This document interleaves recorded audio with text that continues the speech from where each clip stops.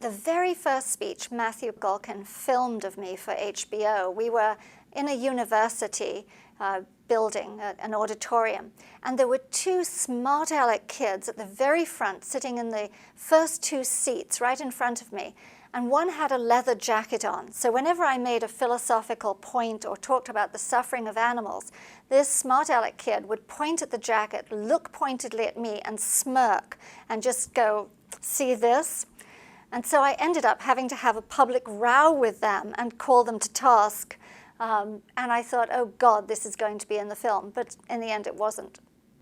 You know, it's very odd waking up in the morning and having somebody film you cleaning your teeth, or making dinner and having them film you burning your hand.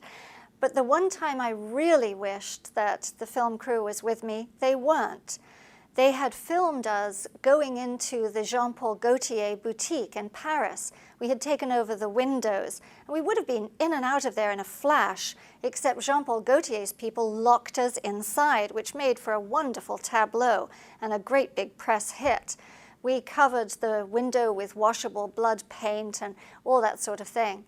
But afterwards, we were taken away to the police station, and the HBO crew left.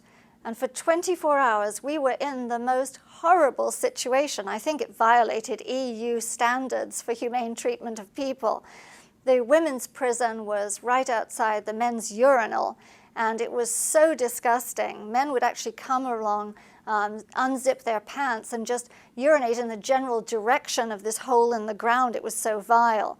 And then a drunk man fell in love with me and spent the entire time with his arm around my neck. And he'd been beaten up in a fight, and he didn't smell very good. The food was awful, the cell was cramped, there wasn't room enough for us all to lie down that night, and it was bitterly cold. And I thought, where's the HBO crew? My biggest challenge, perhaps, was not to break down and cry, because Matthew Galkin is obviously a very kind person, and he has a way, as a good director, of drawing you out. So he would ask me the gruesome details of the worst things I have seen happen to animals. And it was very tough sometimes in talking to him not to just burst into tears.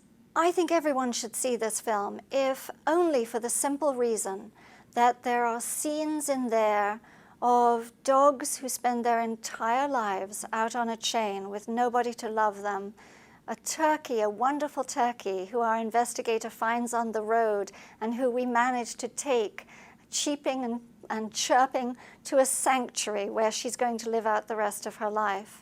And you do get to see inside a research lab, and it really puts paid to any idea you might have had that there's some worth in the torture that's imposed on monkeys and other animals. For those three reasons alone, the film is worth watching. But there are also funny parts in it, poignant parts in it, and criticism of PETA for our tactics. So I think all in all, it's a very well-rounded, interesting HBO film.